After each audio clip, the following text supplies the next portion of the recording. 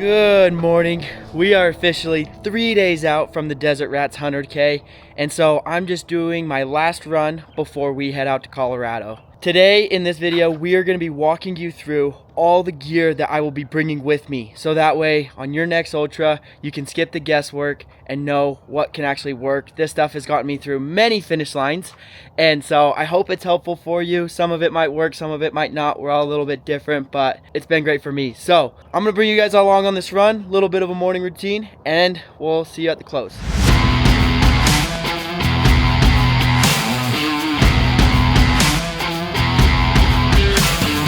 Geez, I don't usually get to run this late because during race week and only during race week, I just let my body wake up whenever it wakes up. So I've been waking up at 5:30 a.m. so I actually get to see the sun on my runs, and geez, it brings an energy, baby. Let's go, it's race week.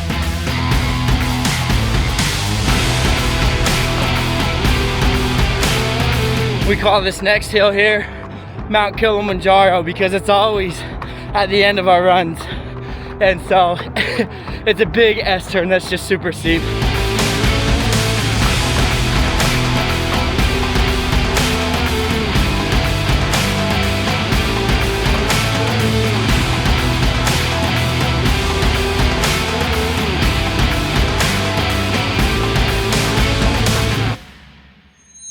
All right, just finished the run. I've been recovering over a sickness since last week, and body's been recovering. Heart rate was a little high, but the body felt good. So I think I'll be just fine for Saturday. And now I'm about to jump in a sauna.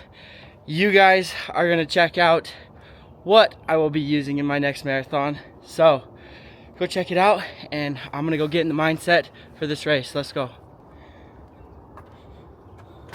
All right, let's dive in. So we're gonna start off from the morning and work our way all the way up until during the race. So right as I wake up, the first goal is to start to get salt and hydrate my body. So what I'm doing is typically the night before, I'm prepping a water bottle with hydrate.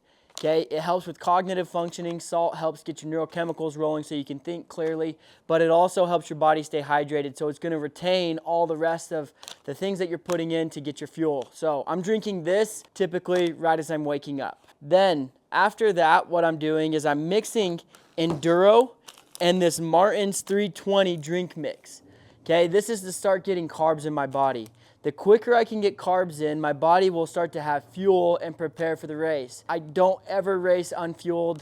Once you've trained fueled, you'll never go back. And so getting my carbs early in the morning is super crucial. And I start this about 3 hours before the race. I'm putting those carbs in, starting to get my body processing, metabolism going, so it's ready to go. One thing that a lot of people forget when it comes to ultra marathons in particular is gut health.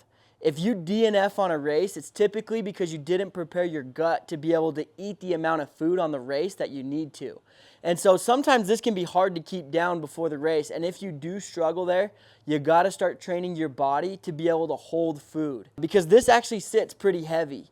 And so you gotta start doing that well before race day. And so I don't recommend starting this your first race, but I do recommend training your gut because that is the #1 reason that you will DNF on your next race. Okay, so now we're up to 30 minutes before the race. I've got my electrolytes in me. I've taken my carbs. Now we're taking some Yeti mode. 30 minutes before, this has 200 milligrams of caffeine.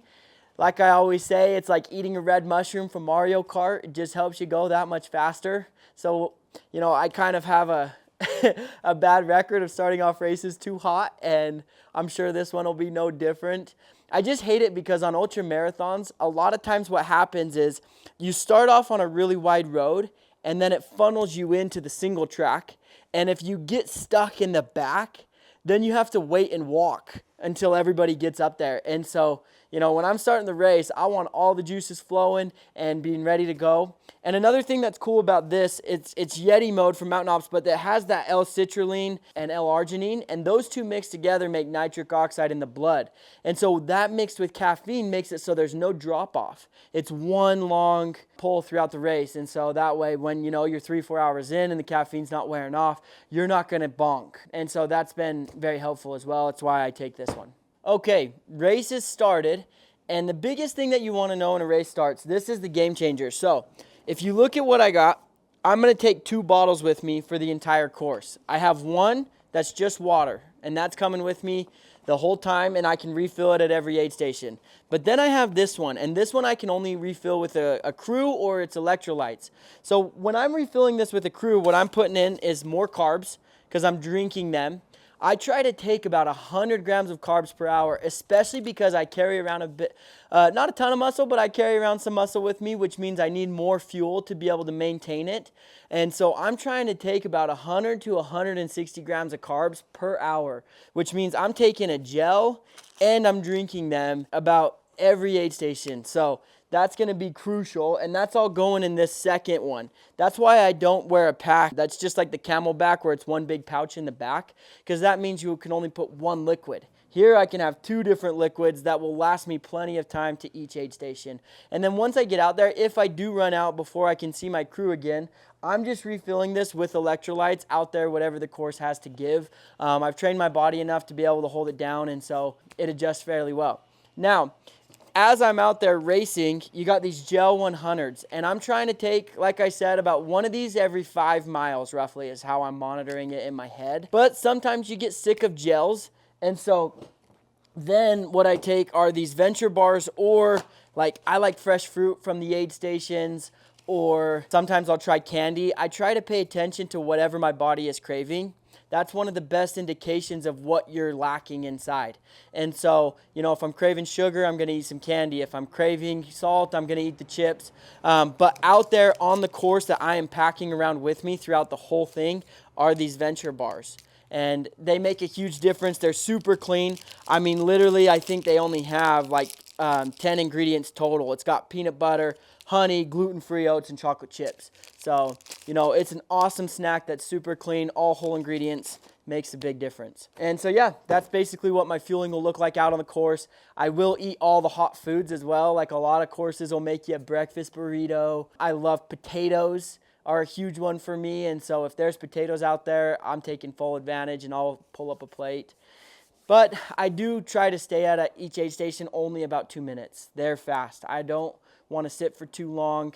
You know, unless it's like a road crew where my wife can be there, it's all less than 2 minutes. And so that's why I bring a lot of it with me and I'm able to fuel the whole time. At the end of the race, I will take some caffeine if needed. I mean, I probably won't even eat one of these, but if it comes to that point, it comes to that point, and you just got to do what you got to do to get over that finish line. And so, you know, I try not to over-caffeinate because it can take energy and calories more than you'd like before you're even at the finish line, just from your heart rate being higher. But, you know, these are helpful when you're just trying to finish. So let's move on to gear, what I'll be wearing out there on the course. So here we have the Solomon Skin 12-liter pack. This is honestly, when you go to the start of an ultra, most people are wearing this. Not always this color, but this is the most common pack that I saw because, like I said before, you can have the 2 bottles. So I keep my electrolytes on the right, water on the left. And then if needed, if you're on an extra long race where the aid stations are far apart, in the back, you can actually stick a bladder full of water so you can, you know, have that as well. And then it also has so many zippers. Like you have this one, you got a full back in the back. Very easy to carry your headphones. I carry some salt tabs a lot of times right here if I need it. I don't usually need them, especially on this next one. I don't think I will, but you can right there. And, you know, the other side has it as well. So lots of pockets, lots of place for storage, which is a game changer, especially like if you're doing a self-crewing ultramarathon where, you know, you're doing the Grand Canyon or, you know, some FKT on a race, fastest known trail time. That's crucial, having a pack that has lots of places to hold your gear. So this one's been awesome. I've loved it. I've used it on all my hundreds, and everything that I'm doing right now, I'll be wearing it on Saturday. So huge. Okay. Hat, the Roan hat. Roan they're great friends. Shout out to Ben and Nate Checkets. They're great, but this is the Extra Mile hat, and it has some reflection on the front. Makes a big difference as far as being seen on the roads, especially in the early morning training. But it's also cool, lightweight. You never feel it on your head. So I'll be wearing the Roan Extra Mile hat and Extra Mile shorts. Now these shorts kind of hold a special place in my heart. It's my fastest marathon was done in these shorts. Not these exact ones, but black. and they're the best. They're super comfortable. They never chafe. They really go the extra mile in making sure they have something that does last. And you know, they have a good motivational quote on the inside: only stop once you're done. And you know, I'm going to need that when I'm hitting mile 40. As far as a light goes, we will be running at 5 a.m. in the dark. I haven't bought my light yet because just about every ultra marathon, a light is a struggle of mine. My first ultra marathon, which was Canyonlands, I lost it in the first 5 seconds of the race. We got off the starting line, it fell off my belt, and I didn't get one for the rest of the 100. I was using my phone. And then on Hurt 100, I actually did the first 2 loops, and I didn't realize how late it was in the day. I had lost track of time, and I started my third and didn't have a light with me.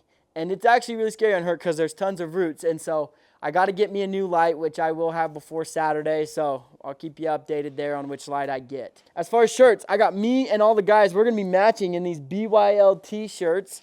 It's awesome because it's perforated. There is no chafe on them.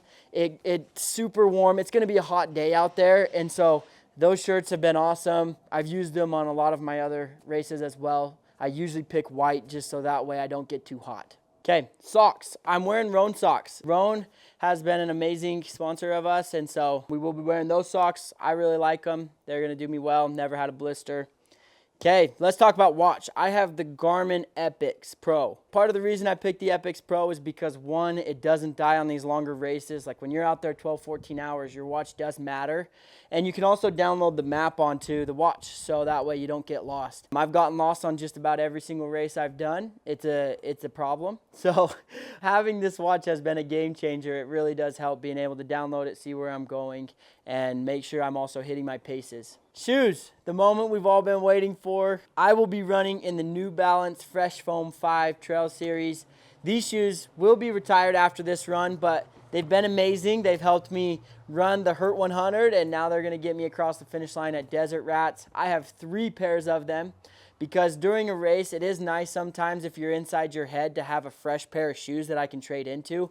I will be having fresh pairs of socks and everything like that as well. But these shoes will be retired after this race because it is important to understand that shoes can be retired after a while when they hit a certain amount of miles. You know, when you start hitting the 400 or 500 miles, you got to pay attention to if your shoes are still serving you, because that can cause injury, shin splints, knee problems, ankle pains. If your shoes aren't refreshed often enough, then it really can be an issue. So these are going to be retired after this race, which I will miss them, but I'll probably be getting me another pair and getting ready for our next race. Also, just want to make sure I give a huge shout out to Mountain Ops.